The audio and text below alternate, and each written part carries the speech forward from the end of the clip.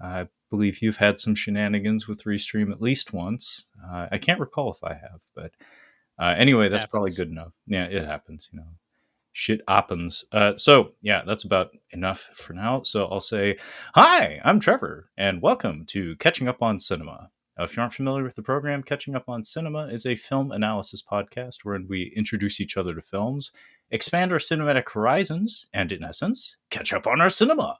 So it is the month of September 2024, and is once again that very special time of the month wherein we do our very special Tales from the Shelf episode. And in joining me in this endeavor, I have my good buddy Brad from the Cinema Speak podcast. How's it going, Brad? It's going great. Glad to be back for another round. You know, we do about 12 of these a year, so enjoy doing every single one. Yeah, I don't know if we've missed one. I don't think we have. Yeah, I think ever since I got you started on this thing, we've hit it every month. So thanks for that. Thanks for consistency, bud. Only thing I'm committed to. Yeah, I heard Brad's dog bark in the background earlier, so yeah, I believe it. Before we get started with the episode proper, it's not often we have news here on the podcast.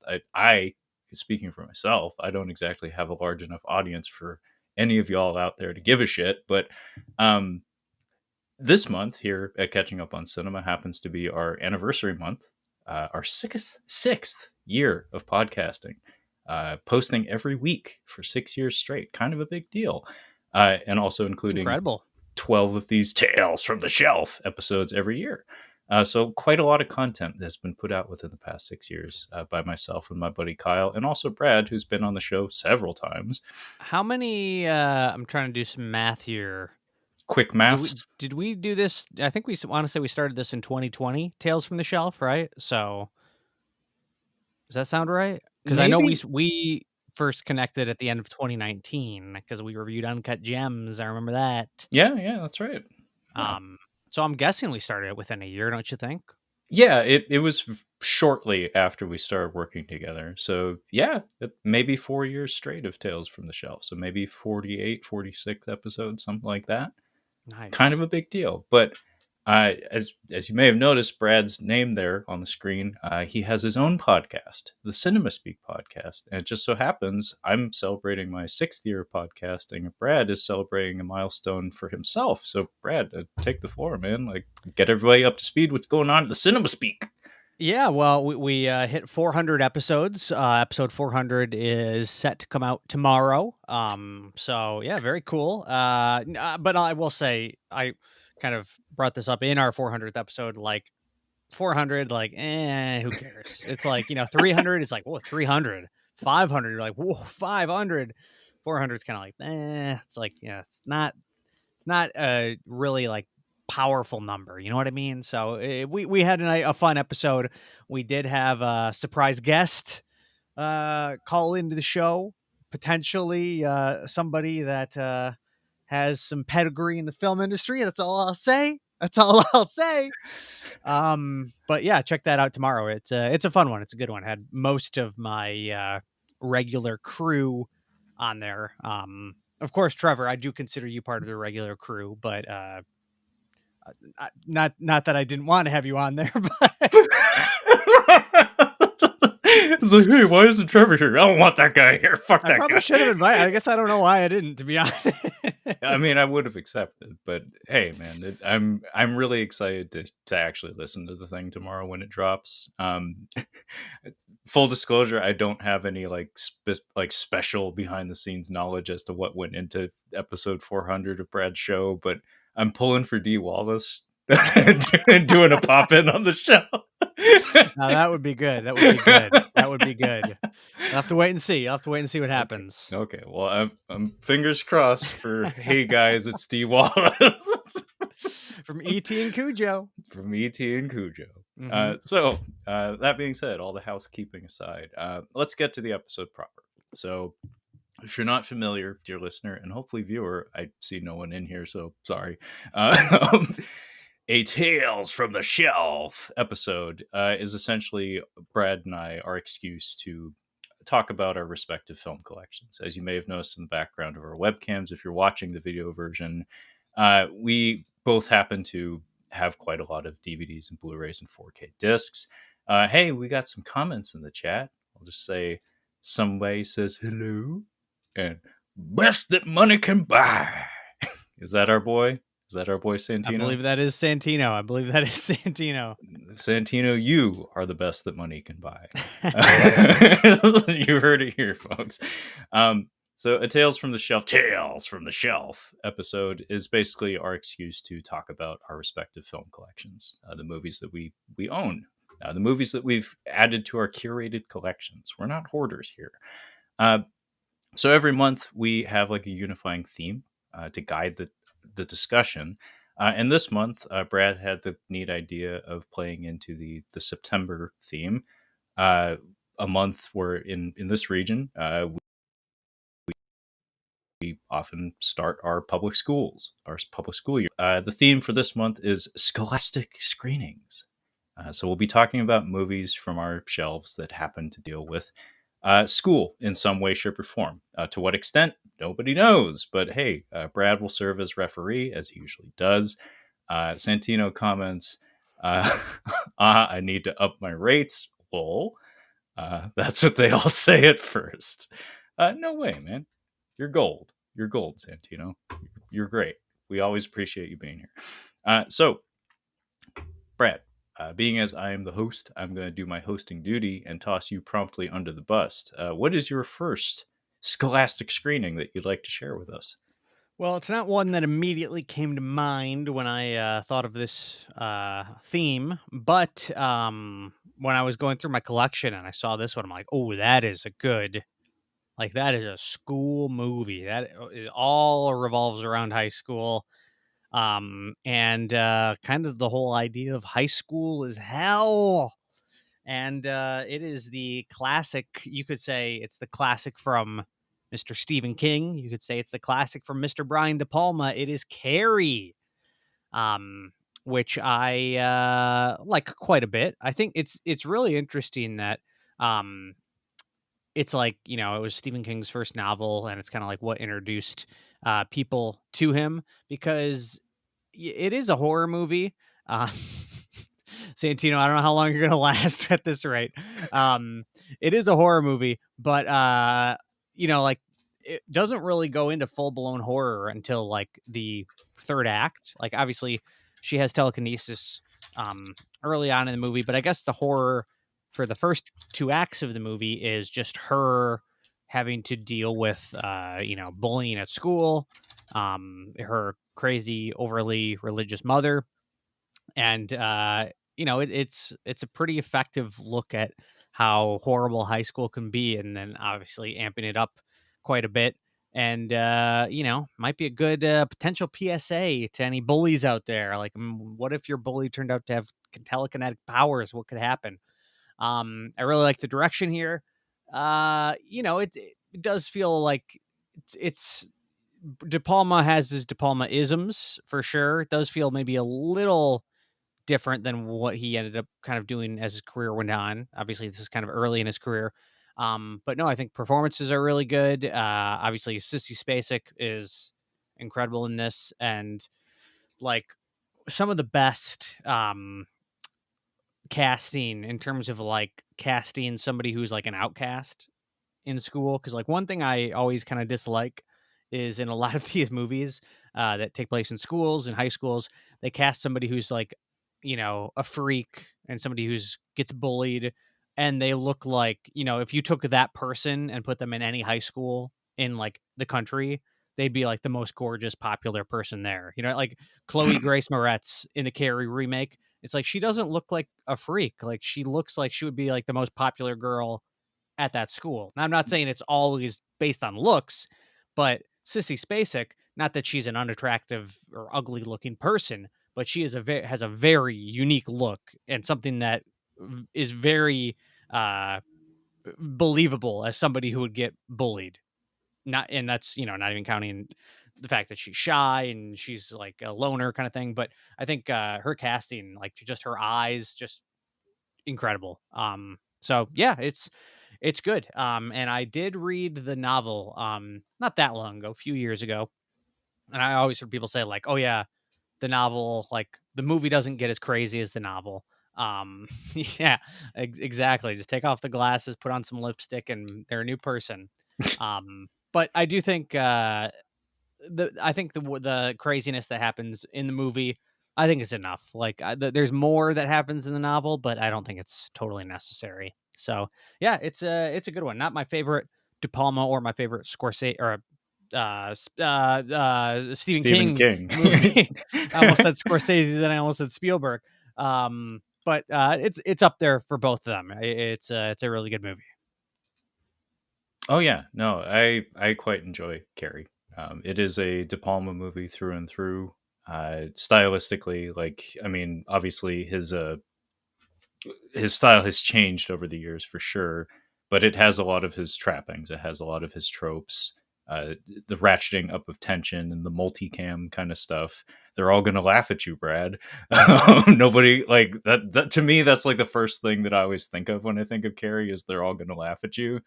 Um, See, I think of Plug It Up. That's what I think Oh, of. really? Well, full disclosure, the first time I saw the movie, and in fact, most of the times I've seen that movie, it was censored on cable.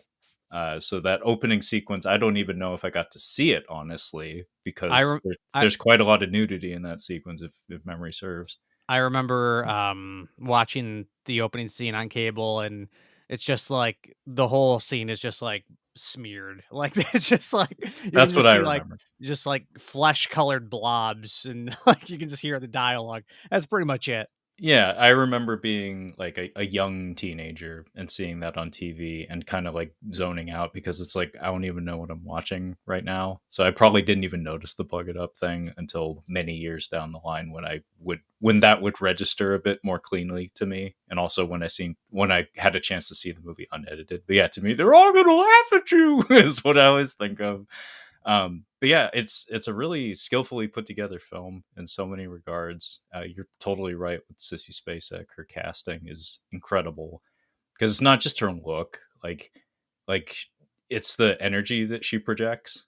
Is you're right, she does come across as mousy and skittish in a particular way, where she comes across as just so vulnerable throughout the whole thing and innocent at times. But then when she has to go into Carrie mode, she can do that too.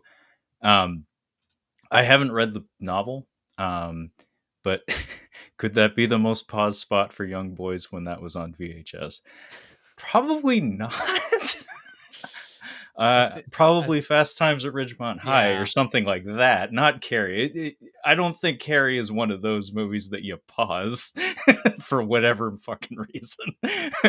Yeah, Fast Times at Ridgemont High was the one that's the obvious answer, Yeah, I that's guess, the but obvious answer. But what was I saying? Oh yeah, I haven't read the novel, but I do. I remember my friend telling me kind of what you were saying, that the novel goes considerably further. Spoilers: I think she burns down the whole town. Not just she yeah. doesn't just take out her house and the gymnasium. It's like the whole goddamn town goes up. And then on top of that, I think he said that isn't the whole thing told through like newspaper accounts or like retroactively or something? Yeah, not the whole thing, but there are elements of that, I'm pretty sure. I can't remember what exactly is how they do that, but yeah, that is an aspect of it, I Yeah, there's remember. something about the structure of it, the presentation of it. I remember he said there Yeah. was something unique about it that obviously for a narrative film that's centered as her as the protagonist, that probably wouldn't be the way you'd go about it. In a lot of ways, like again, without actually having read the novel, so you can tell me how it actually is. It almost sounds like in some ways the movie is a bit of a distillation of the book, where it's like part of the strength of that movie is how kind of focused it is, where it's like it really is just kind of like Carrie versus the town and versus her mom, and it's not much bigger than that. Mhm.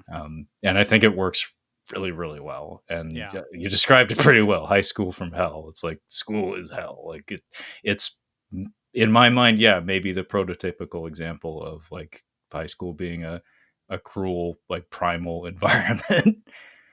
Yeah, and I like the whole element of the one girl who is like friends with the bullies but trying to be nice with her. And I'm trying to remember because like I've seen so many different versions and I'm so like used to the story. I feel like when you first are watching it, maybe in this one it's pretty clear, but I think in some of the versions you're not totally sure what if her motivations are actually um genuine or if she is like, trying to somehow set her up. I think Yeah, this one's yeah. pretty clear that she is being nice. Maybe I don't know. I don't remember, but Yeah, it's been a minute. I can't remember that much detail, but I don't remember having like a any suspicion of her like a double cross. Like we have Nancy Allen for that. We have John Mhm, Travolta for we have other characters to fill that role, and she's kind of like the one who has a guilty conscience about past wrongdoings and is legitimately kind of trying to make good, or at least make room for Carrie in the high school. mhm. Um, there's some really effective use of that particular mechanic in terms of character arrangements, though, with the the teacher, the I think it's the gym teacher, like when she's in on everybody, she's with everybody laughing at her at the end. It's like you were this close, you were this close to being on the good side, and you Mhm. fucked it up at the end. It's like you almost were on her good side, and you fucked it up. But yeah, Carrie's great. I would love to rewatch that. It's been a long time. That was very much like a cable movie that I just like watch way too late at night, just on occasion. But really good early De Palma, really good earliest Stephen King. So Yeah. excellent pick, Brad. Well, thank Uh, you, thank you. And it is yeah, the, Scream Factory Blu-ray. I think they did come out with a, 4K not too long ago, but have not picked that one up. yeah. I mean, now comes the part of the show where I have to ask Brad: have you seen The Rage Carrie 2? I have not. I think I've Um, asked you that like 3 different times. 'Cause there's that, and then there's the 2002 version also, which I think was a made-for-TV movie. Oh, I've never seen that. I got halfway through the Chloe Grace Moretz one, and I was just like, "Nah, this ain't it." Yeah, it was Like, pretty bad. yeah, it just had nothing to bring to the table. Like it just didn't justify its existence. That's like the main thing when it comes to remakes of any sort. Is like if you can give me a justification for why you're here, then fine. I have zero problem with the idea of reiterating an idea. It's just when it's just like flat and just feels like why the fuck did we bother with this? Mhm. Those are the ones I have problems with, and that was kind of one of them.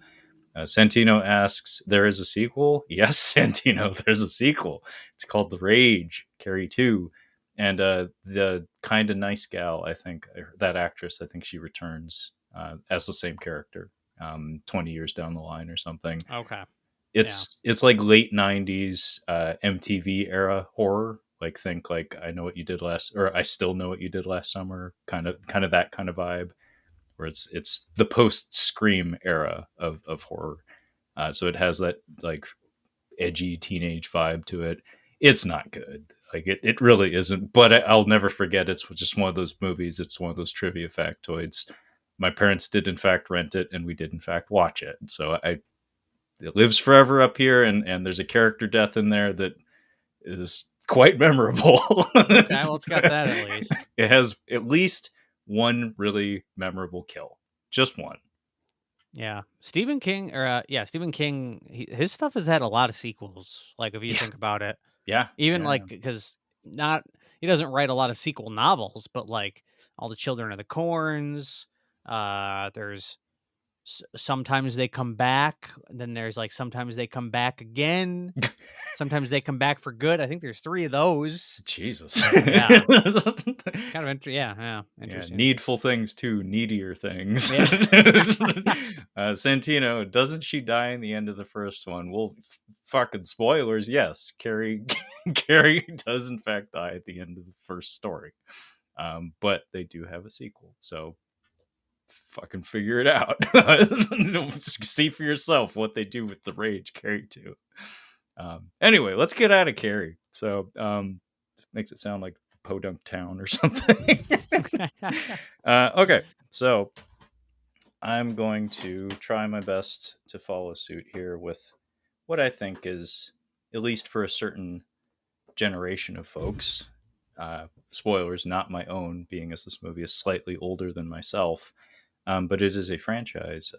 To some people, some like folks would call this like a quintessential like high school boy movie.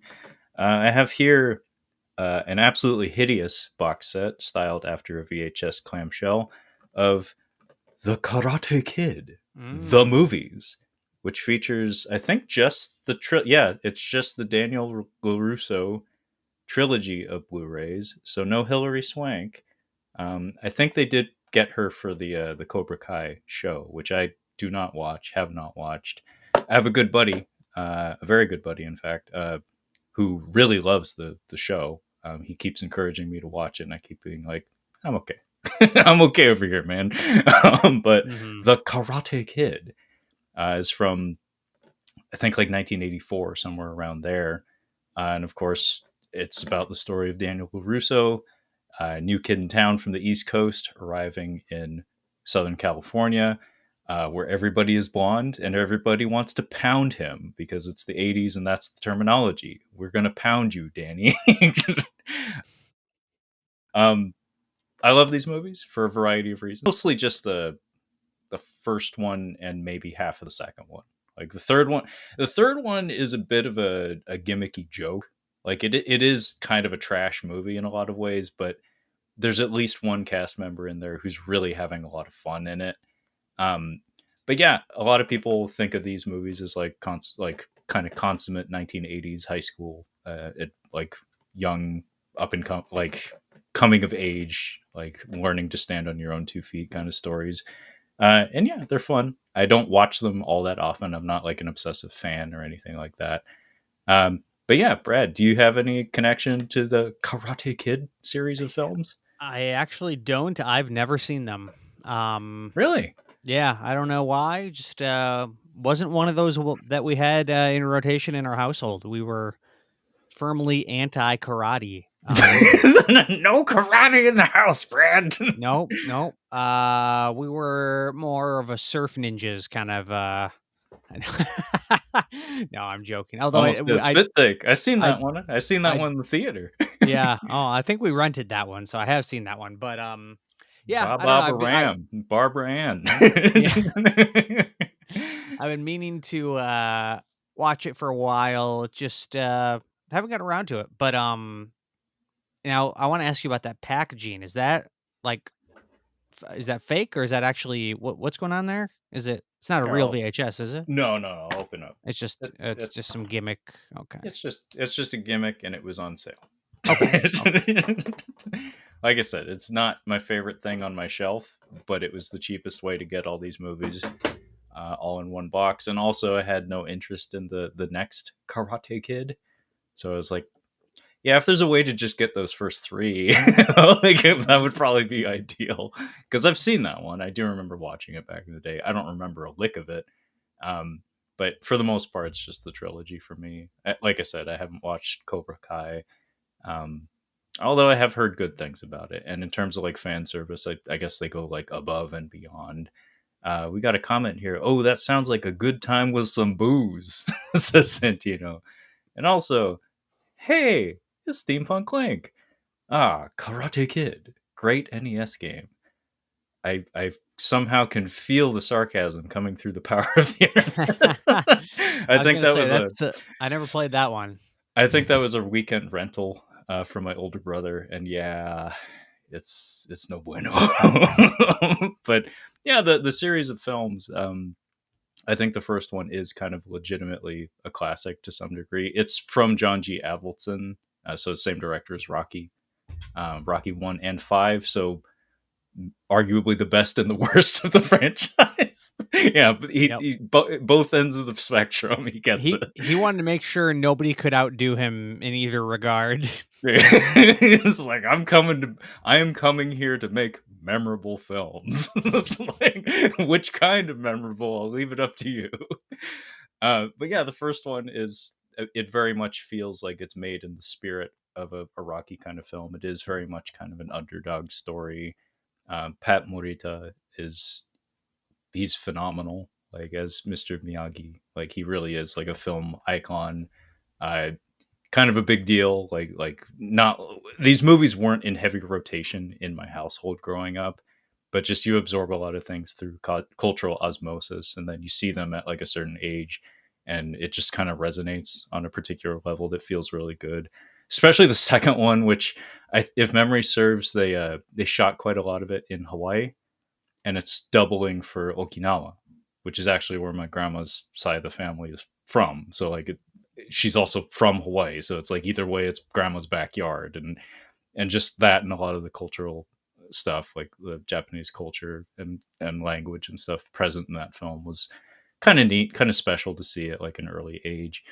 Um, and just in terms of the emotionality, that's where these movies live. Especially the first one is just it has that Rocky magic, like Rocky sequel magic, where it's like maybe the drama is a little over the top, maybe it gets melodramatic at times, but on some like elemental level, you feel things when you're supposed to, and therefore the movie's doing its job. It helps too, like if the soundtrack is your particular vibe. Maybe it's not, being as it is very much mid 80s kind of stuff.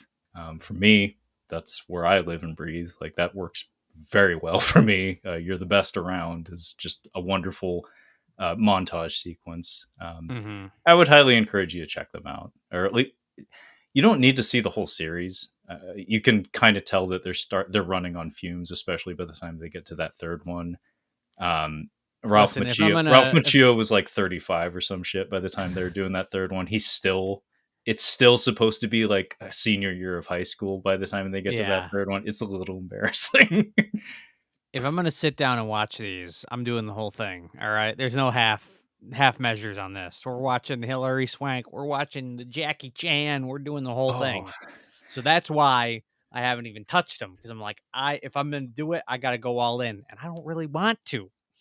yeah, I totally get that. Where it's like you don't want to break that seal because then that's your whole summer or whatever. I have to watch them all at some point in my life. So once I watch one, it's got to be a band-aid. Just rip it off. Just Just like a band-aid. Right yeah. off. No, I get you. But uh yeah, I quite like these movies.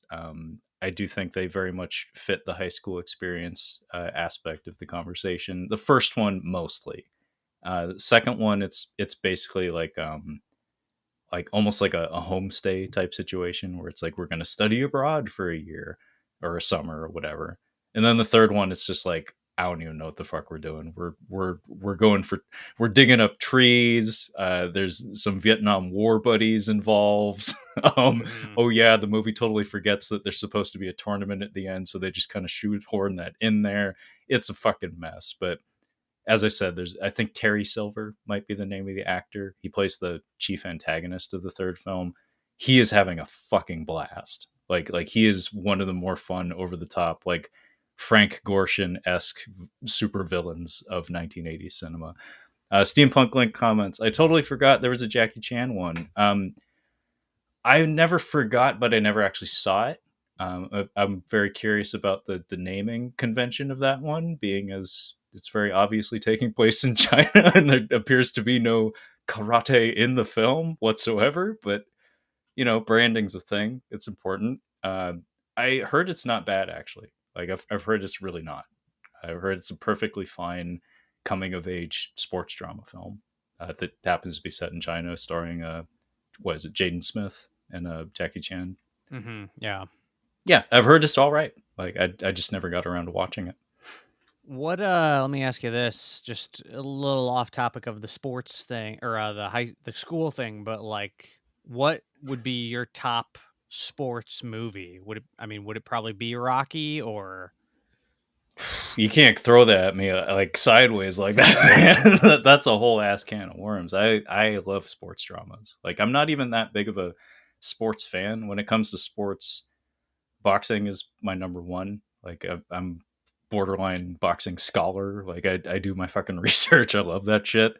MMA to a lesser extent because there's a weird thing, and I'm sorry this is a bit of a tangent that I'm sure no one here actually gives a shit about, but the only reason I pay attention to MMA is because the news cycle is light years ahead of boxing.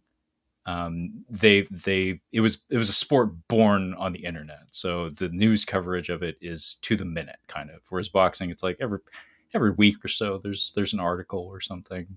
Like it's mostly older folks that are they're into the sports, or at least very enthusiastic about it. So the news cycle is lightning fast. So it's just more present. So it's just easier to read up on. It's easier to just consume information about. But beyond that, like any ball sports for the most part, I was a fan of the Sonics when we had the Sonics. I was a fan of the Mariners in the few seasons of my youth where they were actually worth a damn, but barely a fair weather fan. Steampunk Link comments, Cool Runnings. Cool Runnings is an excellent sports drama. It's a good John pick. Candy, John Candy's always. I miss that man so often. He was one of the better guys out there, and just a really great cast overall. Honestly, that's about the Jamaican bobsled team, kind of based on a true story. It's a Disney movie. A lot of those '90s Disney sports dramas are really high quality too. Like Mighty Ducks has a pretty good charm to it. I think Kyle would say Little Giants is worth a damn. I don't remember that one very well, other than the annexation of Puerto Rico. I think is the secret play or whatever. It shows how well I remember it. But Rocky's probably just Rocky is one of the most important film series in my life, in my household growing up. So yeah, probably that would get the nod. But I've been rambling for way too long, Brad. How about you?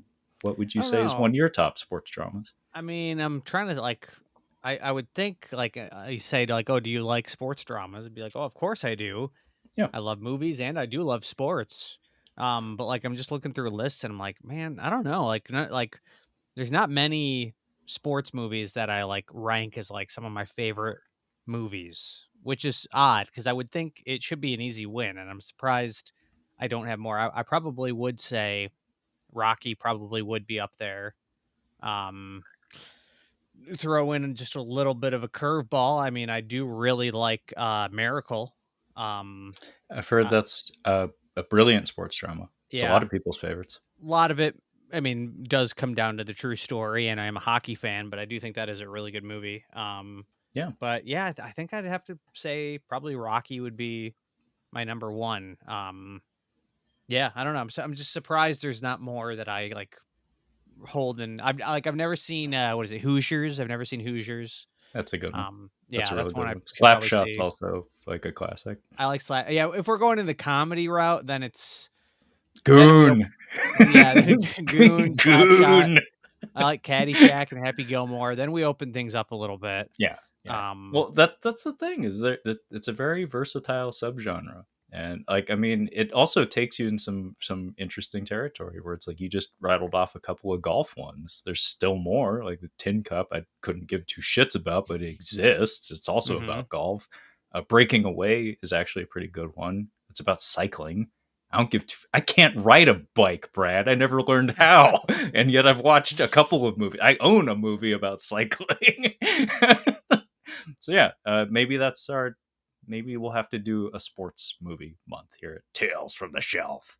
Yeah, that's a good Seems like we're idea. primed for it. Probably not next month, being as it's Halloween season and stuff. Yeah, But yeah. anyway, that was a lot. That had very little to do with what we initially started talking about. So hey, Brad, how about you take the reins and give us our next Scholastic screening pick? Yeah, all right. How about I do a let's do a 2 for 1 here. Definitely one of the first ones that came to mind when I came up with this idea. Now, technically, with some of the rules I gave you, not that I told you had to follow them, but I gave you some rules.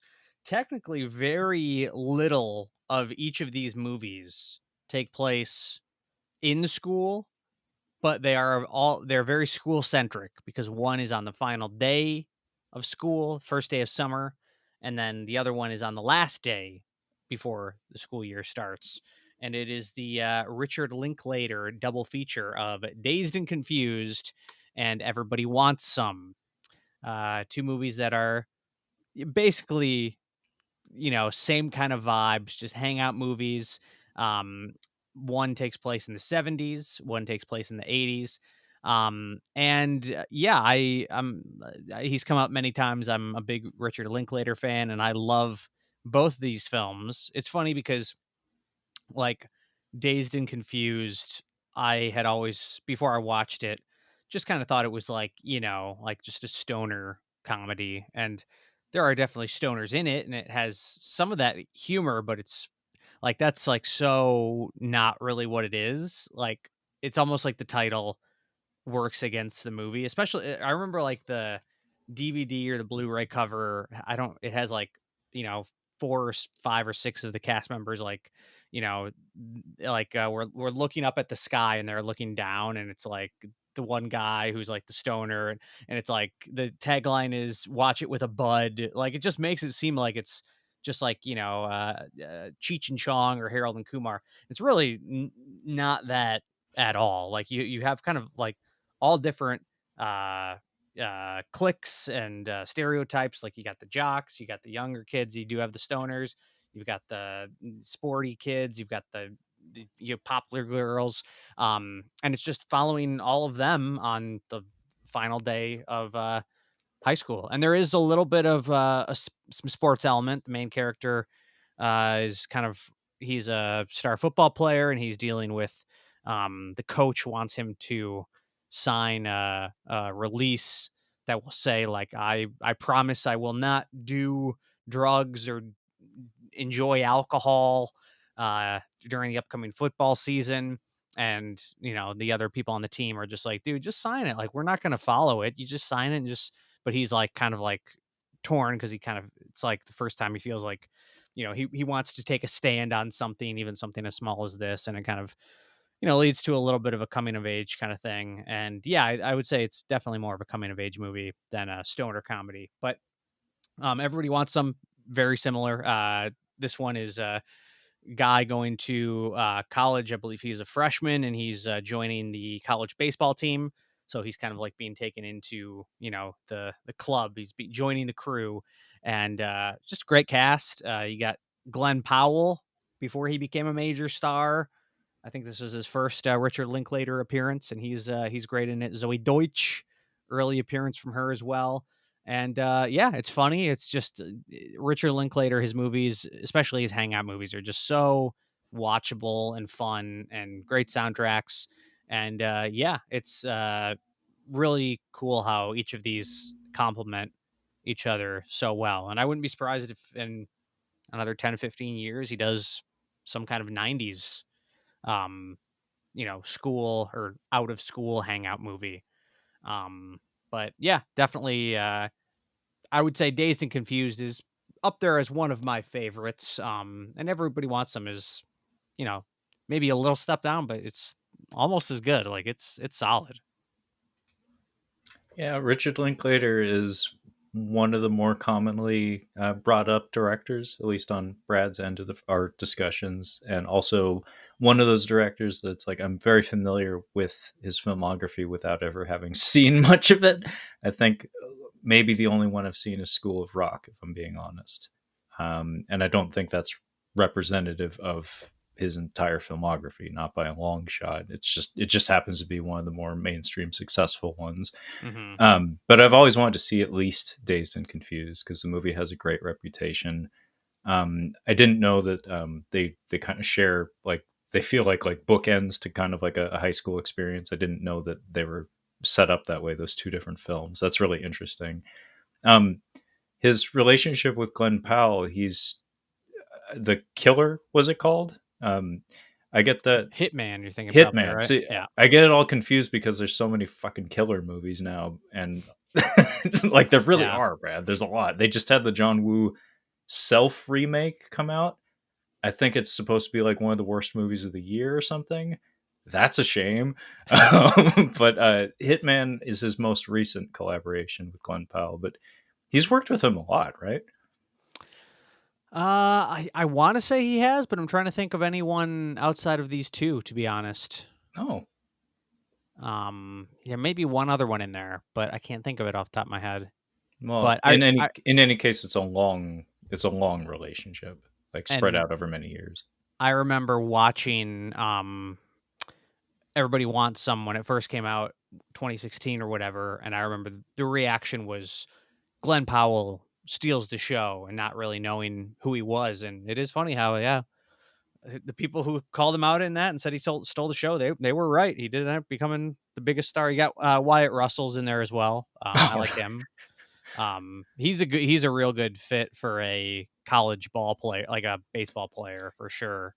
I think Um, he was an actual hockey player at one point. Like, mhm. I don't know what level of pro hockey player, but like he was in some league at some point. So he has probably some legitimate athletic swagger to him that translates very seamlessly to film. Because he Yeah, did the same goddamn thing in Goon 2. He's in and Goon 2. another goon reference. I can't go a month without mentioning Goon. I do have to say that I haven't watched Everybody Wants Some in a while. It did maybe get a bit of a bump for me because it is about like going to college and like first few days in college. And it actually came out like very close, like within the last month or two of the end of my college career. So it was almost like came out and it was almost like me being nostalgic for, 4 Mm. years ago when that was still all new and fresh and hopeful before I was worn down and depressed and had no joy left. So it was like, oh, remember how hopeful everything was 4 years ago? Oh, that was a good feeling.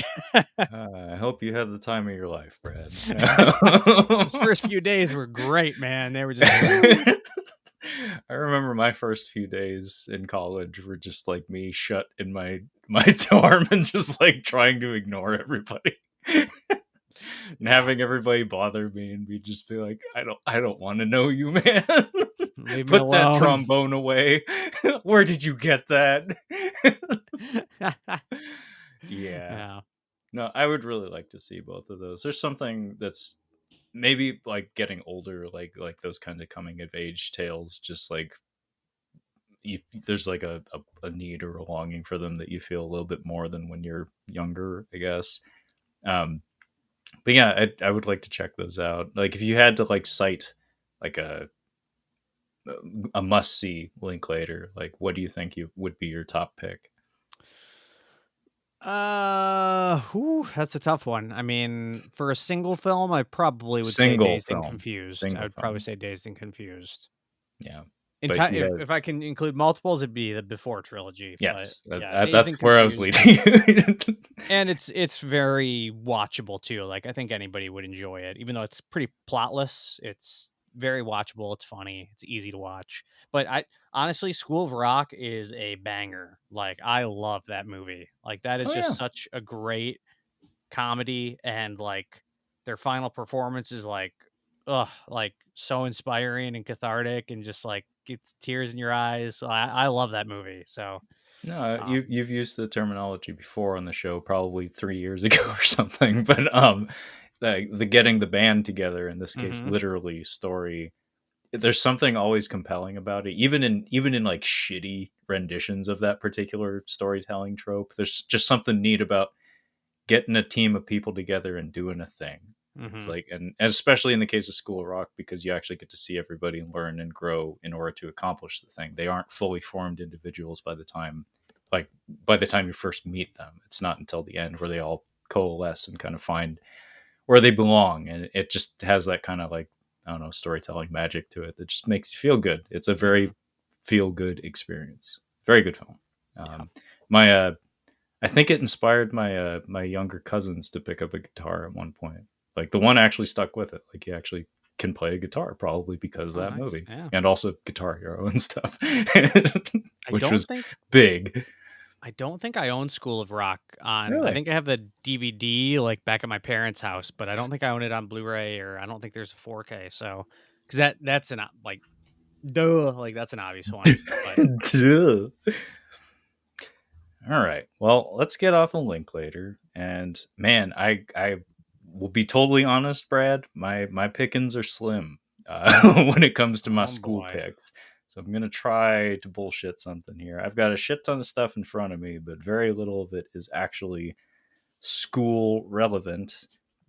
So I'm gonna cheat it like I always do. Sorry, Brad. but I'm gonna cheat it in more ways than one. You'll see what I mean in just a I second. mean, your first one was pretty good, though. Yeah, actually, that was like one. That was maybe the only one It that was I the one. actually. Okay. That was the one. Like, there's a couple others maybe, but okay. So I have here three different movies that all have a particular connection to them, and they're all centered around a martial arts school. The same school, in fact. All three movies are technically based around the same martial arts school. So I have here the Criterion Collection of Bruce Lee, his greatest hits. So this is a Hmm. big fucking deal. Love this box set. Some wonderful restorations of Bruce Lee's films. And in particular, though, I am talking about Fist of Fury, which is one of his earliest like major hits, and it is about basically a situation wherein a master of a martial arts school is murdered in like a basically like a friendly sparring session of sorts between a local Chinese martial arts school and the occupying Japanese martial arts school. So this takes place during the Japanese occupation of China, and the death of the Chinese master is highly suspect, such that the students start to look into it and they discover that foul play was involved. And the title is quite apt, Fist of Fury, being as the Bruce Lee character in it is full of fucking fury over the murder, essentially, of his master. Uh, I also have here Fist of Legend on DVD. I will be upgrading this to Blu-ray or 4K whenever I think it's the 88 films version of it becomes available in our region, because I believe in the UK this is actually available in HD, but not here yet, as far as I'm aware. But this is a great movie. This is from director Gordon Chan, but who did the choreography on this? I want to say it was Yuen Wu Ping. Yes, it was. It was Wu Ping who did the choreography on this one, and it feels it. But this is essentially a remake of the same story with the Hmm. same title character, Chen Zhen, who it's interesting because the head of the school, the master who is murdered before the story even starts, is actually apparently a real person, like a historical figure.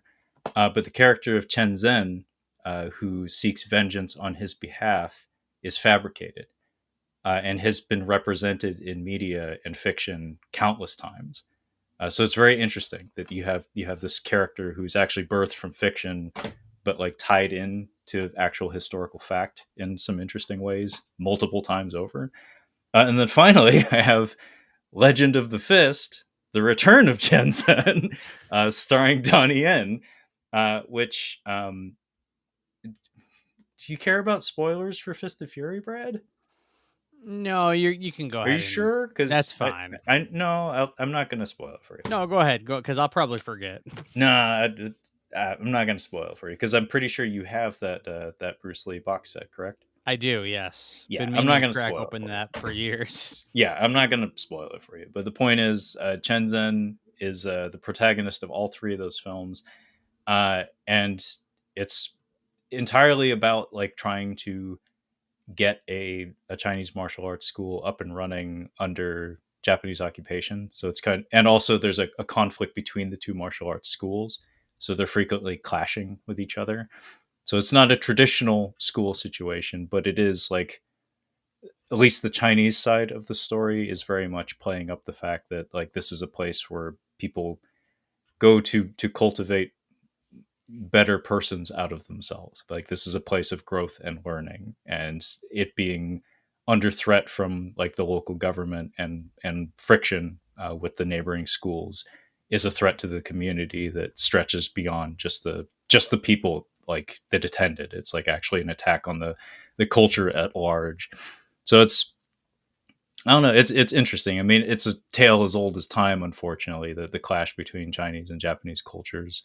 Um, but in terms of like just like visceral filmmaking and storytelling, they get the job done. Like they're each and every one of them, with the exception of Legend of the Fist, which is okay. The other two are excellent. Like it's well trodden ground. Like I said, like highly trope based stuff. Like you've seen the story 1,000 times, if not 2,000 times. But they're both like exceptional renditions of that particular story. Yeah. I mean, it sounds like they fit the criteria pretty well. Like, is there scenes like around the school, in the Oh school, yeah, or yeah. yeah? Especially Fist of Legend, the Jet Li one. He actually they do an interesting spin with his character. That it's almost like a sign of the times, where there's a softening of the culture clash, where it's like Fist of Fury and Return of Chen Zhen are both highly aggressive in how the Chinese and the Japanese cultures and the characters butt heads with each other. Like there's the friction is very intense. Whereas in Fist of Legend, they actually have Japanese cast members. A gal, I forget her name, but she's from the Gamera series of films from the '90s, and Yasuaki Kurata uh, has a he has like a supporting role in this one. He's a famous Japanese martial artist slash actor that got his start in the '70s and worked in China quite a lot. His skill set was such that he could keep up with the Hong Kong stunt teams, so he was kind of like famous for playing a lot of Japanese characters in Chinese cinema during his heyday. Both of those characters are sympathetic. Like they're both shown to be sympathetic to the plight of the Chinese characters, and that is not present in the other two iterations of that. But in the Jet Li version, he studies abroad. So again, it's this softening where it's not like he's a representative of China. It's like no, he's a man of the world. Like he practices boxing actually stars with one of the other students in the school who's strictly adhering to Chinese martial arts principles and beats the fuck out of him using Western boxing just as an education, like being like, there's different ways to go about things. And in the process, he tries to integrate that into the school. And there's a lot of scenes of him teaching the students and stuff. Bruce Lee's not so much about that. He's more about the fury and the face fucking with his fists. What's the year on the Jet Li one? How long after was that one came out?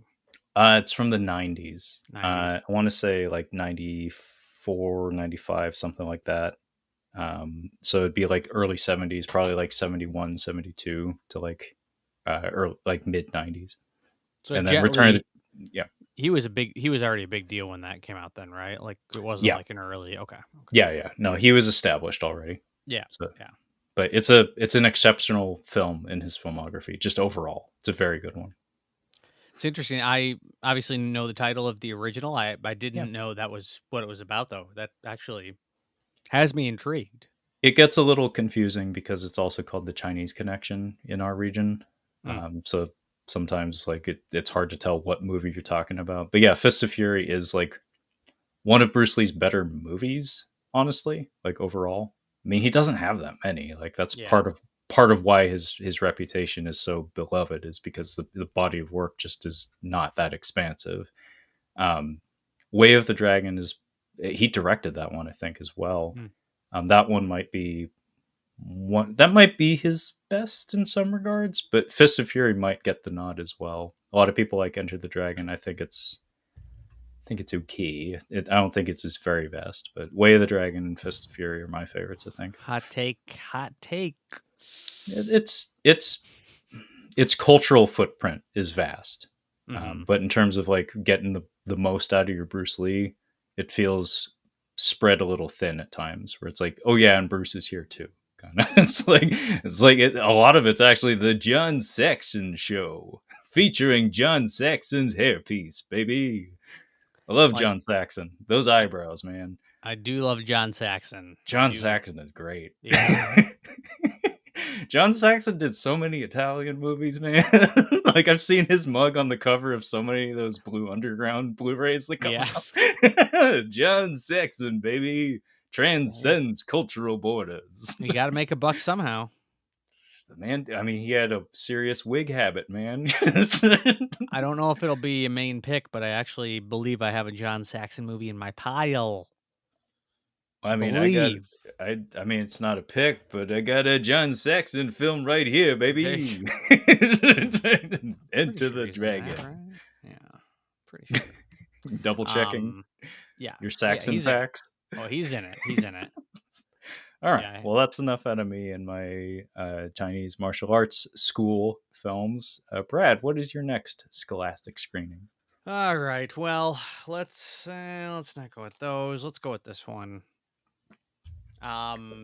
Which didn't immediately jump to my mind, and I was like, oh yeah, this actually works very well, and is a great fit. Um, Now, just throw it out there. It's a series. It's a series of films. They got the Harry Potter movies. All right, all right. Ah! Now, listen. Here is the deal. I don't even think you need to say here is the deal because, like, listen. These movies they were beloved when they came out. Whatever comes in the future, whatever's happening now in the world, Yeah. these movies.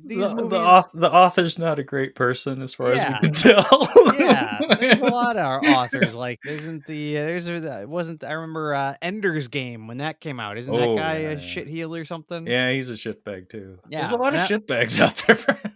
yeah. And listen, I still I haven't watched the movies in quite a while, but I still am a fan of the franchise, I would say. Certainly came out when I was at the appropriate age. Now I'd be curious, like, nowadays, like, because it's like, these are books for children, all right? And The I was a child. babies. I was a child when they came out, so I was the perfect age. I do think some people have taken their love a little far. Mhm. But I think the films, like, I think it's pretty incredible accomplishment that they made 8 of these, I think, because the last one's 2 parts. So 8 of these movies, they're all pretty good to great. Like, and like the cast that they're able to get and how well they're able to create this world. Like it's you know, I feel like franchises in the early 2000s were kind of working on another level for whatever reason. Like between Lord of the Rings, Harry Potter, like, they were just like, like that. I guess the fantasy franchises was the thing, and they were just given all the resources they needed. But, um, yeah, I personally would say my favorite, at least the last time I watched them, this is a little bit of a hot take. I actually think number 6 is my favorite, The Half Blood Prince. I know everybody says number 3 is their favorite. I do agree. The direction in that one is very, very good. It's very strong. Alfonso Cuarón, but I don't know, just the story of that one, the plot of it is not my favorite. I think number 6 is it's my favorite book out of the bunch as well, so that's maybe part of it. But yeah, they're all great, and cast, like, some of the casting is so good in this. Like, I mean, obviously the kids, like, you obviously were rolling the dice on that when you cast these kids and say, all right, you're going to be doing 7 or 8 movies, but they're all pretty good. And just bringing in all this British acting royalty to play the professors. Like, I think they do a really good job, and I can't wait for the absolute shit show that is going to be the series that is coming. Because, like, oh, it's gonna be so fun to see how much it implodes. Like, about this, right, Trevor? Like, I don't. That's why I'm making this fucking face. you What's going don't. on? No, Yeah, give me the scoops, bro. they're remaking the Harry Potter novels. Because, They're going listen, back to formula. they're going back, but it's gonna be a series. It's gonna be a series. So it's each book is gonna be a season Uh-huh. of television. Which I am not totally against because I think, okay, you're gonna do something a little different. That works. You can, flesh things out a little bit more. I'm okay with that. Yeah. But it just is so, like, it's like they have this IP that is kind of like, a lightning rod right now, but it's still very much like beloved and still let me tell you, when I go to Universal Orlando, that Harry Potter land is packed. People still love Harry Potter. I All believe it. right. Yeah. What, that whether people are just don't care about crap the author says, or some people probably don't even know. I bet you a lot of people don't even like, they're not, if they're not terminally online like some of us are, they might not even know. All Yeah. right. Yeah. Um so like obviously it's still a huge cash cow. They tried to do the Fantastic Beasts thing, which were not great, but I was kind of like, it's all right. It's okay. It's a little fun. But that didn't work out. That had the whole Johnny Depp things. There was that. Ezra Um, Miller too. yeah, Ezra Miller. Yeah, he was there. And yeah, I don't, so I'm, yeah, yeah. I agree. I agree. And so I'm mostly just interested in the series because first of all, there's going to be controversy with that alone. Then just like the casting is going to be like incredible to see how, like, it's like it'd be like remaking Lord of the Rings right now, or remaking, it's just like people are going to hate it no matter what. It's going to be such a huge dumpster fire of people getting mad at things, and it's going to be incredible to watch. So I'm very curious how they handle that. Very curious. Yeah, just like to read this on the air. Steampunk Link says she's actively making it dangerous to be trans in the UK, in reference to author J.K. Rowling, who's of course the author who wrote the Harry Potter novels. Um, yeah, I mean, selfishly, I'm a complete outside observer when it comes to the Harry Potter business. I've never read the books or watched the movies. It's actually kind of amazing how broadly I dodged that. Where it's like it is like one of the largest cultural phenomenons of its era, and I don't have a fucking clue at You any of just this missed shit. it. I just have no connection whatsoever. But I do know it's a big fucking deal. I do know that anything attached to J.K. Rowling's name these days is just it's on fucking fire, digital fire. And yet it continues to perpetuate. It's a strange thing that these things just keep rolling right along. But unfortunately, yeah, Brad, I think for a lot of folks out there, uh, probably just not on their radar. Probably don't. They Hmm. probably just like the thing and have no connection or familiarity with any of it beyond that. It's like may not even be aware that it was written by a person. It's just like a thing that arrived on their Yeah, doorstep yeah. someday that they just put in their mouth and consumed. Just the machine. Just the machine Just the that's machine. I mean, that's where we're at with a lot of media, not just Harry Potter, but that's kind of what that TV show concept kind of feels like. It's just like Mhm. keep it out there, keep it rolling, and just as long as it keeps rolling right along, if we keep moving, then we can't get hit. Basically, like you can't hit a moving target. I'm just Um, curious who, like, in terms of like obviously they'll find kids or whatever, but like who in terms of like established actors is gonna want to be in that? Because not I only don't is it like know because like it's such a thing that like yeah. if you attach your name to that, you attach your name to a loaded topic. Like Hmm. that's probably not a good career move. Like I wouldn't do that. Like if I was in that industry, I wouldn't want to have anything to do with that. It's like I'm sorry, Yeah. I know it's a big name, but I would like to continue having a career. I don't want to Yeah. be So I on. don't know if it'll I don't be want to be on all. Ben Shapiro's network. Yeah. I So I don't know if it's all gonna be just like total unknowns, or I don't know. don't want Very. to work with Ken Sorbo, Kevin Sorbo.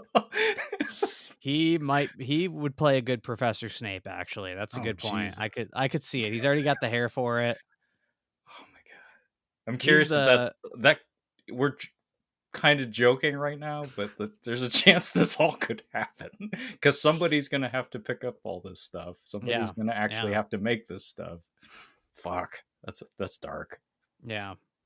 But no, I mean the movie, and going back to like school, I actually my first year of college, going off to school, I was moving away from home. I was a little nervous. That summer, I actually went back and reread all the books and rewatched all the movies, and it kind of like brought me like down to earth a little bit and like eased some anxiety because I was like, these kids can go to a fucking magic school in the middle of the nowhere for a whole year. I can go 3 hours away, visit every month. I can do that easy.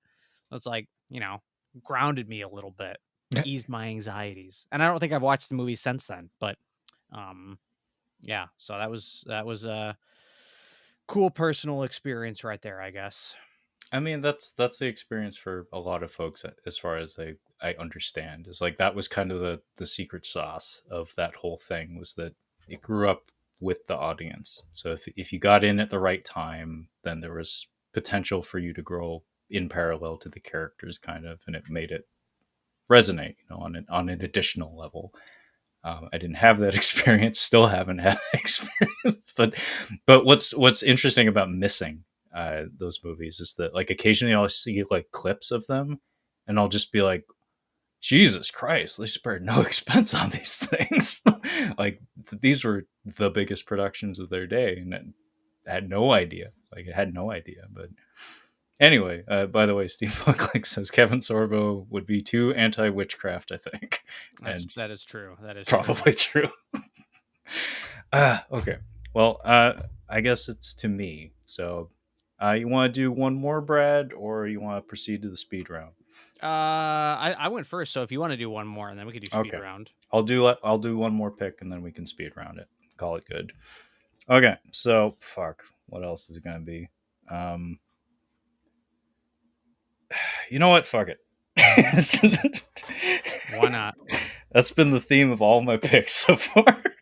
Apparently all of my picks. So I have here on DVD, in the ugliest case, the ugliest kind of case, rather, that one can find, available for DVD. I have here the original period, or comma, maybe? It's hard to tell from the font. Uncut version. Batman Beyond! Return of the Joker. Brad, have you heard of this? I've heard of it, and I do recognize the artwork there, but I have no idea that it has a connection to school. Yes, it does. So, Batman Beyond: Return of the Joker is a feature-length film, an animated film, based on the Batman Beyond animated series, which was an original idea. It wasn't adapted from a comic, as far as I understand. Follows the character of Terry McGinnis in a future Gotham City, kind of a pseudo cyberpunk Gotham City, and Terry McGinnis is a high schooler. And the entirety of the television series, as far as I know, I didn't actually watch the entirety of it. I think I caught the first 2 seasons of it, and I really, really liked it. And then I just kind of stopped watching it. But I really, really liked what I saw, especially that first season. It was kind of magical, actually. I remember being super hyped, and it really worked for me when it came out. In fact, confirmation, Steampunk Link says, Batman Beyond is so good. I agree. Totally. Again, though, I didn't actually finish the series, so maybe maybe it drops off a fucking cliff after that second season. Um, in particular, I remember the Bruce Wayne going into the Lazarus Pit episode being like super, super, like a caliber hype, like S tier hype, where it's like they played the old Shirley Walker Batman theme from the animated series. He's got the Mr. Fantastic Silver Fox streaks, like the gray streaks on his temples, and he's doing Batman shit like he used to, because he's an old man in this show, Brad. Bruce Wayne is like an 80-year-old, like decrepit old man in this, but he's Okay. still voiced by Kevin Conroy. Yeah. Uh, and he serves as a mentor to the Terry McGinnis character who assumes the mantle of the Bat in this future world, near future world. Anyway, the whole show, like I said, Terry is a high schooler, and a lot of times the episodes kind of follow that, like, Saved by the Bell or Mighty Morphin Power Rangers kind of template, where it's like we got our high school melodrama bullshit, and then somehow it rubs up on the superhero slash supervillain antics that go on. So there's usually like an A and a B plot that converge at a certain point, and a lot of times like I don't know, the superhero stuff blends with the school stuff. In fact, I think in the first season there's an episode where the school counselor ends up being the supervillain. and he's exploiting the student body to steal, basically. So he like hypnotizes people, projects illusions so that they perform crimes or steal things. So he doesn't even, he's like, his hands are clean. Like he doesn't actually perform the theft. Someone else did as a proxy for him.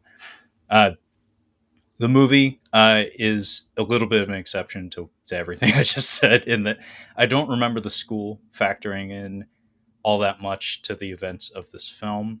But as the title would imply, it is the big gimmick is that the character of the Joker is absent from the entire television series, with the exception of this movie. And so the whole movie is about like, why is a youthful Joker, like, middle-aged Joker, showing up in the near future? Like, what isn't shouldn't he be dead or old and decrepit by now, being as all of the other traditional Batman villains that are referenced in it are in fact in that state of affairs? But for some reason, a fresh ass Joker shows up, and our character of Terry has to deal with him. This is actually a decent little movie in a lot of ways. Like, the animation quality is, it's definitely a step up from the show. Like, it is above the quality of like a weekly television series by American standards. But it isn't like full ass like theatrical film quality, such that I think this may have been direct to video. If it did get a theatrical screening, it was like Mask of the Phantasm. It was a fart in the wind. But yeah, it's actually a decent little movie. It has a pretty good soundtrack. Some of the choreography, like some of the action in it, is pretty decent. And the plot line, the storytelling, is actually fairly compelling. Like, there's actually like a little bit of a mystery that goes into the explanation as to why there's a Joker now. And it's the way this is advertised, the original uncut version, um, is because apparently there was a censored version of it that it's minimal. It's just a little bit of additional violence that is just slightly more visceral in this version of it, but it's important. It's actually relevant to the story, so it's good that it exists in some physical format.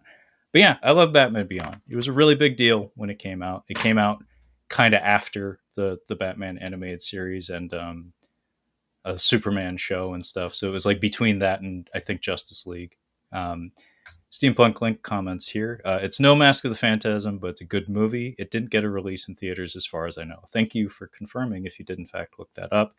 And yeah, it is absolutely no Mask of the Phantasm, which is an excellent Batman story, an excellent Batman film. But it's pretty all right. I kind of like it. Yeah, I've never gotten into any of the, Batman animated series or films, but I always hear that they're quite good. I'm sure if Have you watched the Santino. the animated series? No, no, no. Wow. You should cozy up on the couch with your lady and watch Batman the animated series, because it is excellent. And the Yeah, episodes are short too. yeah. I don't know. For some reason, it's just never gotten to the top of my watch list. Do you know if is it easy to watch anywhere? HBO, probably. Yeah. Okay. If I had to guess, they own every Warner Brothers thing as far as Yeah. I can tell. Yeah. Yeah. And also, what you, if you don't mind me asking, what year were you born, Brad? 93. That might be a factor, actually, because it came out like 92, 93, around Okay. there. Yeah. So for me, it's like the voice cast of the Batman animated series is like maybe one of the most significant contributions to everything Batman related in the history of, in the 90-year whatever history of the character. Like, to have come in on the ground floor of that and have grown up with that. There's a reason why those Arkham Asylum games still use some of those voice players, is because they inhabited those roles to such an extent that it's just, you can't not picture them. You can't not hear Mark Hamill in your head. You can't not hear Kevin Conroy, and the list goes on and on. I mean, John Glover as the Riddler is a personal favorite of mine. Um, in fact, so many of the character renditions that you probably have in your own head, even if you're not a big Batman fan, just the cultural footprint of that show is such that it kind of overrode a lot of the traditional representations of a lot of like the key like rogues gallery members for Batman. It's Hmm. like there's certain characterizations that came out of that show that forevermore have kind of been crystallized. Like, as Steampunk Link comments, we have Harley Quinn because of the animated series. It's 100% true. Bruce Timm came up with that character along with that other fellow whose name escapes me at the moment. She was manufactured, she was created exclusively for that show, and later, because she was so popular, integrated into the comics and other media beyond that.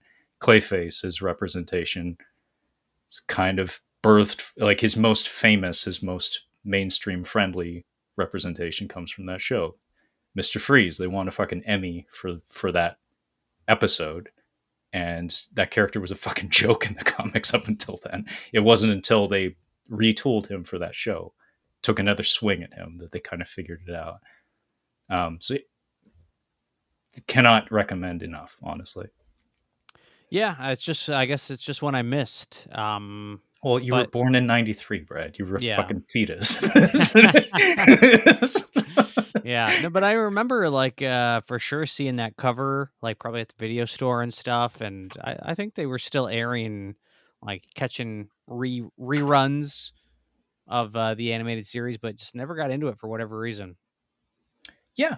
I mean, like I said, the year you were born probably had a huge bearing on that. Hmm. Because for me, like Batman Returns, I was just old enough to like be aware of the hype cycle being generated, like the buzz surrounding that movie, even if I was far too young to actually see it for Hmm. many years after that. I got a Happy Meal at some point. I got a penguin toy that didn't look anything like the Tim Burton version.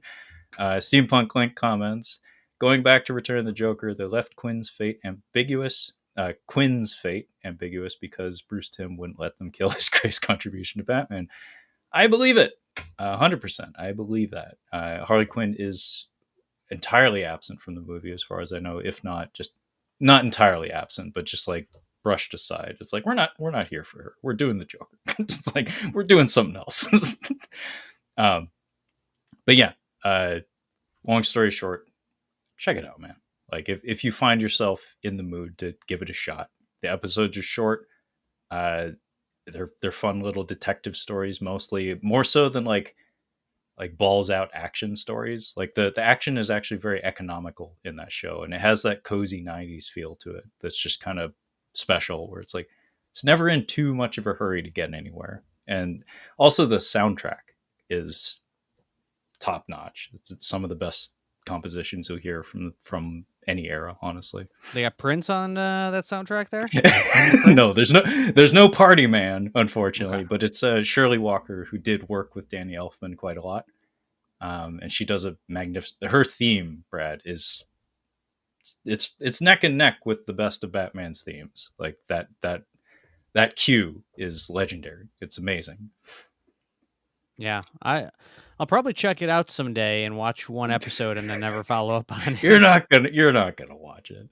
I Maybe. need to get Santino in on this. We need to double team you. Yeah, I'm sure he knows all about it. No, I'm sure you know a lot about not not doing what people ask you to. Well, it's okay. That's We're fair. both obstinate in that way. Like it's 100%. I'll claim that for myself too. I'm Yeah, that guy. You'd ask me to watch something, I'm like, no, I'm good. it's going lower in my watch list now. Exactly, just to spite you.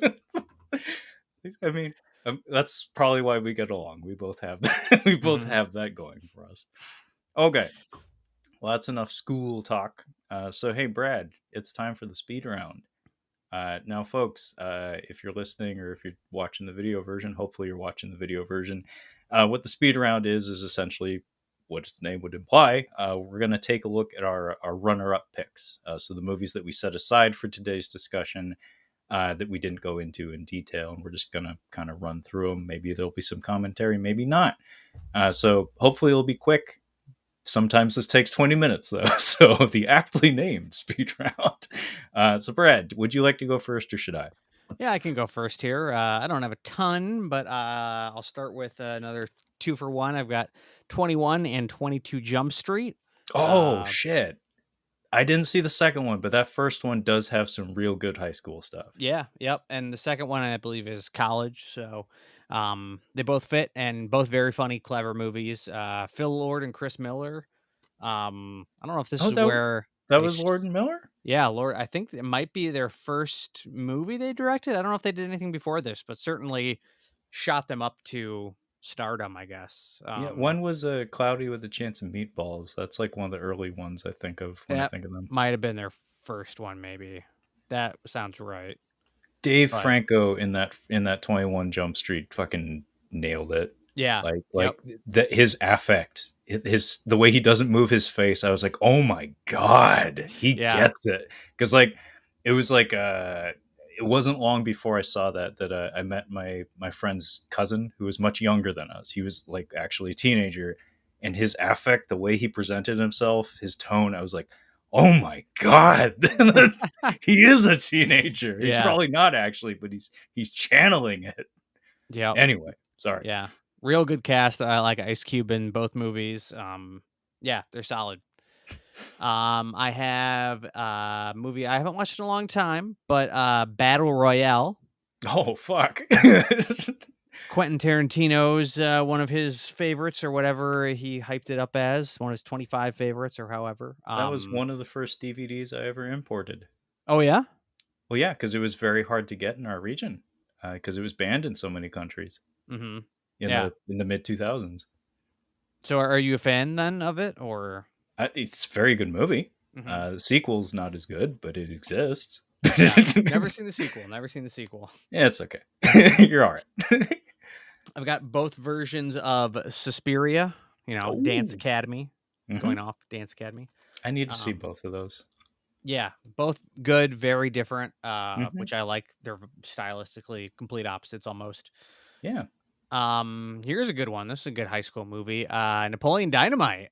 I haven't seen it. You've never seen Napoleon Dynamite? No, see, I'm missing out on all these big, huge cultural event movies. My cousins, the same ones who were into School of Rock, they were obsessed with that. And they kept Mhm. quoting it, and I was like, you fucking kids are driving me nuts. I don't know what the fuck you're talking about.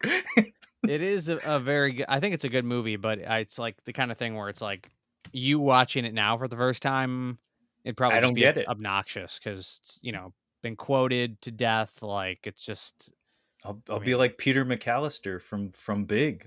I don't get it. I don't mhm. get it.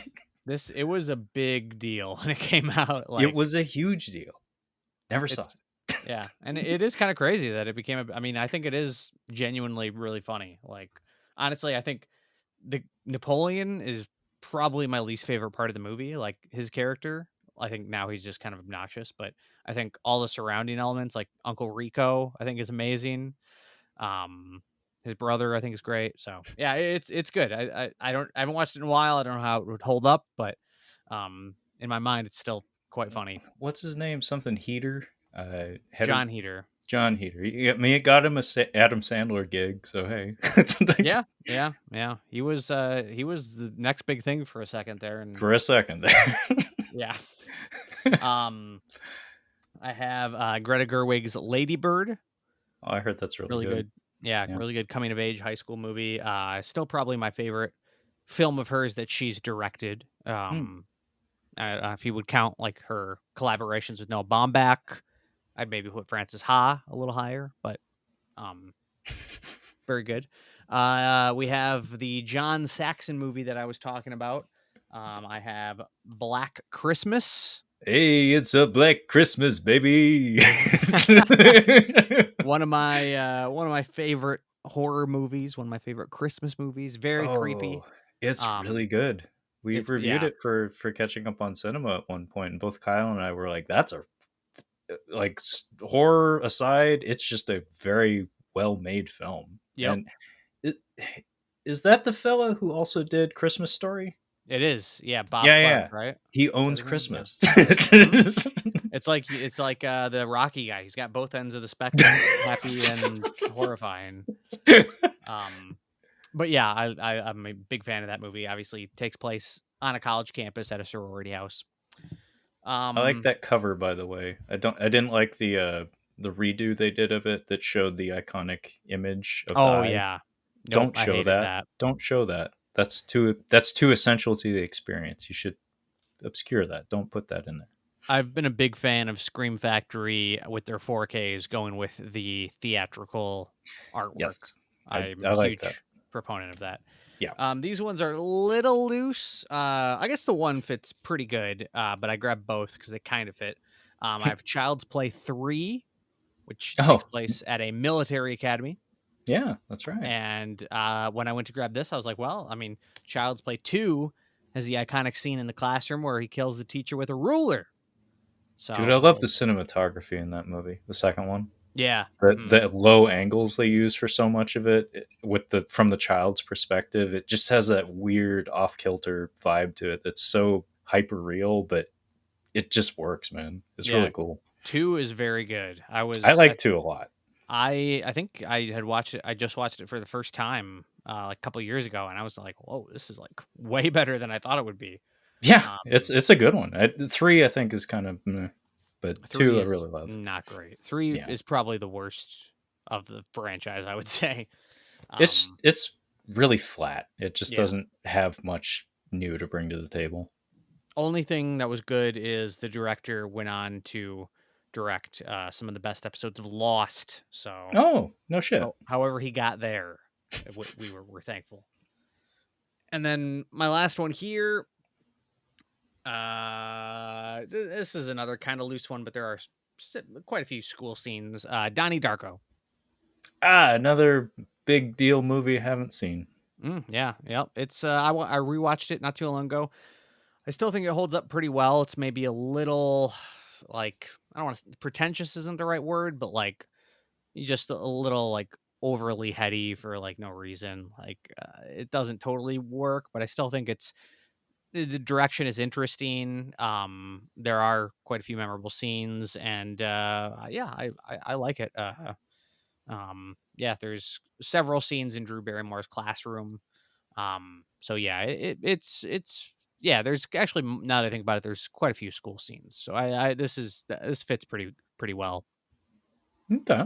Yeah, Yeah, no, I feel like I haven't entirely missed the boat on that one. Like it has some shelf life to it. Like yeah, Napoleon Dynamite, I feel like I missed the boat. Like yeah. it's Agreed. gone. But Donnie Darko, I feel like it's still you can still approach it now, and it's probably still worthwhile. It might be navel gazy at times or something, but Yeah. that, it's not a priority. But it's just like it's one of those movies that the title is kind of charged. It's like oh it's that movie. Hmm. It'd be nice to actually know what it is. Yeah. I quite like Richard Kelly. I haven't seen the box in a while, but I mean Southland Tales is a mess, but it's very interesting. I think it's very interesting, and Interesting, yeah. I liked the box when it came out. I'd be curious to watch it again, but crazy that he has not made anything since then. Like it's been like 15 years, I think. Which he probably is just like so pretentious and full of himself that he won't compromise on making anything that is not 100% his vision. Which I, in Mm, some ways, I kind of respect, but yeah. I don't know. I would love to see him take a swing at another movie because it's a bit. Well, no matter what, it's going to be a big swing. It's probably going to be a miss, but it'll be interesting. You'd never know. Like the film industry is it's interesting because like part of what's so fascinating about film, and this isn't going to be a tangent, but like what's incredible about film is how it merges art with industry kind of like it touches so many different things. Like it touches so many different fields of work and professions, and but at the end of the day it's an artistic product of some nature that is intended to reap some sort of profit, usually anyway, especially if a studio is involved. And as a result there's so many clashes and overlappings of ideals that go into the production of these things, and it just you can never tell where these people are going to go because of that, where it's like sometimes you just need to get paid, like sometimes you Hmm. need to keep the lights on, and you do a gig you don't have your soul in it, but it's a job, it's a profession, and not everything you make is going to be an absolute work of art that you own. It sometimes you just have to show up. For fuck's sake, that I reviewed on an episode of the podcast where I didn't have Kyle, meaning I took advantage and just reviewed whatever the fuck I wanted. I don't even remember the name, but it's about John Travolta as a drug dealer in Hawaii, featuring Bruce Willis, and I spent the whole movie like laser focused, like wondering, is Bruce Willis going to be on? Like, was he ever on set with John Travolta at the same time? And I could Yeah. I could confirm there was at least one or two shots where they were in the same physical space. So I was like, wow, I didn't see that coming. But Very it's cool. from Chuck Russell, who I don't expect you would know who that is, Brad. But this is the man who did the Blob '88 and Oh. Nightmare on Elm Street 3, among many other films. He's made good films in his career, and yet somehow in the 2020s, he ends up probably getting a free trip to Hawaii to make a John Travolta Bruce Willis cop thriller. And Mhm. it's like never in a million years would you expect these people would come together for this project, but he'd probably been inactive for years, needed a gig, and got paid. Same goes for Rennie Harlan, who was probably on someone's shit list for fucking years. He went over to China, made a few action movies that nobody over here has probably heard of, but they're on his filmography and he got paid. Weird shit. Weird, wild stuff. Anyway, um, I suppose it's my turn for my speed round. So mine's going to be pretty thin, but feel free to comment as you please, Brad. I interrupt you all the fucking time, so maybe give it a whirl. It's pretty fun. So I have here Beavis and Butthead Do America. Mm. One of my Mhm. favorite comedies. One of the very few comedies I own. This movie, of course, centers around two high schoolers and does indeed feature a handful of scenes at their high school. They even set foot in the high school because they try to steal a TV, but they accidentally push it down the stairs and it shatters. And then their teacher tries to convince them to be better people. It doesn't work out. You guys did an episode on that one, didn't you? We did actually. Richie from the Super Media Bros Mm. podcast, he guested, and we reviewed that and Dude, Where's My Car as a double feature. It's two dipshits double feature. Mhm. These are Yeah. two movies about two young dipshits. That was a great episode. It was a long one, but he and I had so much fun just doing Beavis and Butthead impressions the whole time. Anyway, I have here. I hope Santino's in the chat. I mean, he probably has been blocked, He's being been as I banned. haven't. I haven't. Poor Santino. He just blows his wad so early. YouTube just bans his ass because he just can't stop commenting. But Santino, if you're here, these are for you. These are for you, brother. There's still more coming, by the way, just for you. I have here the three Tom Holland Spider-Man films. Mm. Mhm. Was it Homecoming? Even the fucking title is a reference to high school. Far From Home, which is about their European study abroad vacation. And then No Way. Is it No Way Home? Yeah, No Way Home. The movie that the whole fucking world went ape shit for. I thought it was okay. How about you, Brad? How'd you think? What did you think about No Way Home? Yeah, I liked it. Yeah, I didn't go crazy for it, but I thought it was good. I mean, I do think I like that trilogy because I do think they feel like the most high schooly. Maybe not the Yeah, third one, but definitely yeah, the first two for sure. yeah, yeah. The first two very much are high school stories. They do that Parker magic Hmm. where they have Spider-Man balancing his real life shit with his superhero shit, and it works out pretty well. I just wish there wasn't so much Iron Man in that first one in particular. Yeah. Just like get the fuck out of here. It felt like some wrestling bullshit where it's like you're trying to sell me this kid, aren't you? You're trying to Hmm. pair him up with somebody I already like. So it rubs off on this new kid, and Yep. just you'll assume that I'll like him too. It's like no, he's got to earn it, and he has. Tom Holland is a very good Peter Parker and Spider Man. I don't have any sort of attachment to him though. Is the problem? Like Toby, again, just because of the era, because of when I was born and stuff. Toby's my Spider Man. He's probably not the Hmm. best Spider Man, but he's just the one that I am most familiar with. The Fablemans. We talked about this Oh yeah, last that's a month, good I one. think. That's Uh, right. there's quite a lot of school drama in this film, which is kind of a semi biopic about Steven Spielberg. Like there's some fiction involved for sure, but there's some really key high school sequences in that one, in particular having to do with prejudice about him being Jewish in a community that is very much not, and also the way he handles that situation with his bully is pretty awesome sequence. Like that whole sequence of the film, that whole stanza is just great. Hmm. Um, Santino, if you're still here, X Men, which all for the most part, center around Professor Xavier's school for gifted youngsters. Yep. Um, the Guyver, which is kind of like Goon, something I can't seem to avoid a month without bringing up. This is the 2 DVD collection of the OVA series from, I think, 1990 on the nose. This is basically this is like, to simplify things for you, Brad. It's basically Venom. Like in ultra simplified terms, the Guyver is basically a Venom symbiote. Okay. Um, but the protagonist is a Shou Fukamachi, who is a high schooler.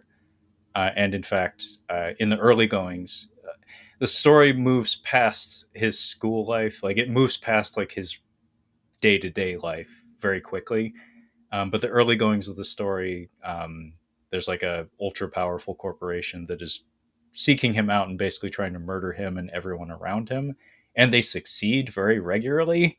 Like, his friends and family get offed constantly. It really fucks with them. But there is like a whole sequence in the early chapters where they actually attack him in his high school. Mm. So there's actually an action sequence that takes place in the halls of his high school. It's kind of similar to the Amazing Spider-Man when the lizard shows Oh up. yeah. Yeah, it's very similar to that, actually. Yep. It I fits have, then. It fits. yeah, I'll allow it. I have Unbeatable. This is a Dante Lam MMA sports drama. We did talk about that earlier. I really love this movie in so many ways. I watched this movie when I was like sick on the couch with my mom. Like, we were both sick and miserable, and I said, I just got this in the mail, Mom. You want to watch it? She's like, fuck it, I don't care. And we watched it, and it's great. It's great melodrama. It's about people, kind of two men, the people on the cover, from two different generations, kind of pulling themselves up from their not so great station in life through like physical development, through like applying themselves in the gym and learning to fight, basically. Really good, gripping stuff. Like, super heavy drama at times, though. Like, there's some seriously intense, dramatic scenes in that. Kind of similar to a Warrior, the Tom Hardy and Joel Edgerton movie. Mm-hmm. American Movie, which it's a small part of the movie, but he does his editing at his college, where he Okay. learned. Mark Borchardt, this fella, he actually went to some form of film school. He went to college to study filmmaking, and he actually uses their facilities to cut the film that he's working on. Coven. It's Coven. Mike Shank, R.I.P. I pointed to his dick. I don't know why. Mike Shank has passed away as of several years ago. Very unfortunate. Beautiful individual, as far as I can tell. Fighting Spirit, Champion Road. This is actually Hajime no Ippo, the first step. This movie doesn't feature it, but our protagonist of this boxing anime begins the story still in high school, and he's like he has like a full-time job working for his mom's fishing boat. He attends school where he gets bullied because he smells of fish at school all the time, and he's really small on top of that. But then, similar to Unbeatable and Karate Kid for that matter, he kind of learns how to assert himself and become more confident and capable through learning a martial art in the form of boxing. And yeah, the early chapters of the story feature him being in school quite prominently, actually, like him trying to balance training, his job, and high school all simultaneously. And then last one, just because it's a neat box, may as well show it off. Ip Man, the complete collection, which features 4 Blu-rays and I think a poster and some art, like some booklets as well. This is the Donnie Yen series of films, directed by all 4, directed by Wilson Yip.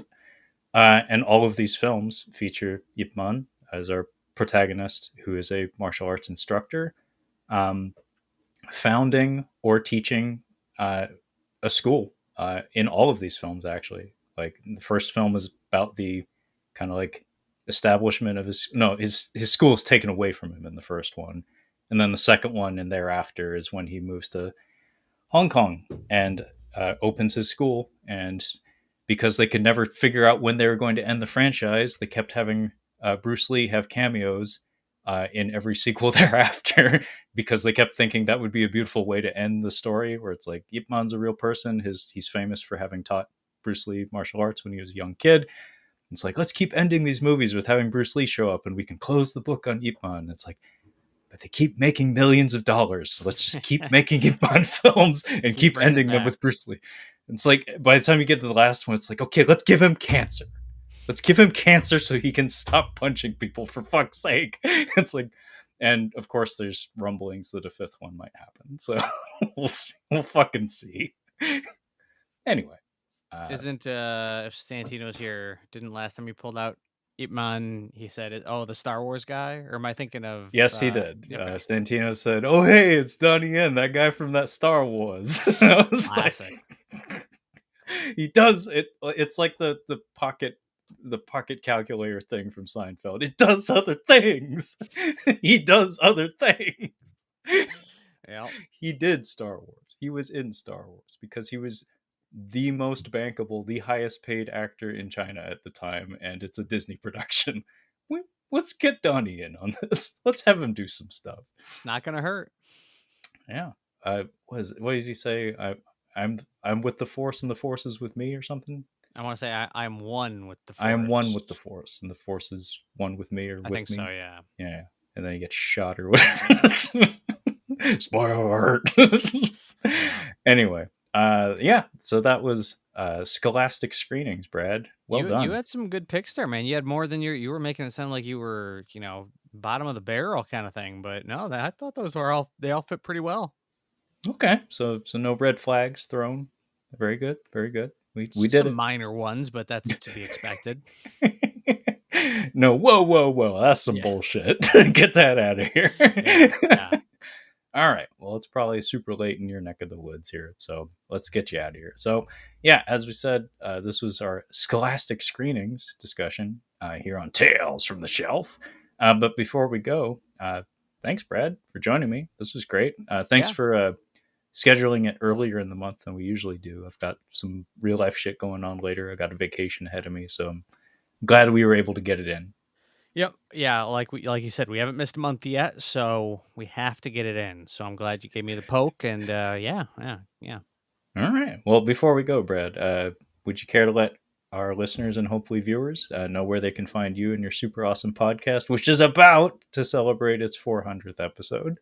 Yeah, so it's the Cinema Speak podcast. You can find us anywhere: iTunes, Stitcher, Spotify. You can subscribe on YouTube, Cinema Speak. We're on X at the Cinema Speak, on Instagram, Cinema Speak Podcast, and you can just find us on the web at cinemaspeak.libsyn.com. Thank you for that, Brad. By the way, Steampunk Link comments. Sorry, did I miss the part where we talked about Ferris Bueller? No, you didn't miss it because it didn't happen. I don't own it. Do you, Brad? Not on Blu-ray. I have the DVD at my parents' house. At your parents. So yeah, maybe next time, but not today, unfortunately. Maybe we'll do another one of these. Well, although we're definitely gonna have to do sports dramas, so That's we can good. get That's a good idea, so we can set a record for concurrent viewers and listeners. That's the goal. So anyway, as for myself, and catching up on cinema, if you'd like to catch up on any of our catching up on cinema content, you can find all of that on our non-existent, non-functioning website of catchinguponcinema.com. It's still going to say it though because it's part of the spiel. If you'd like to find us on the social medias, we are available on the Twitter/X at Catching Cinema, as well as the Instagram at Catching Up on Cinema. I basically do not pay attention to either of those accounts, so good fucking luck if you want to reach out to me. But beyond that, the podcast is available on pretty much every platform you can imagine, including Bitcade. So fucking Google it. You'll figure it out. By the way, Steampunk Link contributes here. Oh, well, Parker Lewis could kick Ferris's ass anyway. I mean, he can't lose. Parker Lewis can't lose. It's science. But yeah, that being said, thank you so much for listening and hopefully watching. And we'll catch you next time. Bye. Thanks for being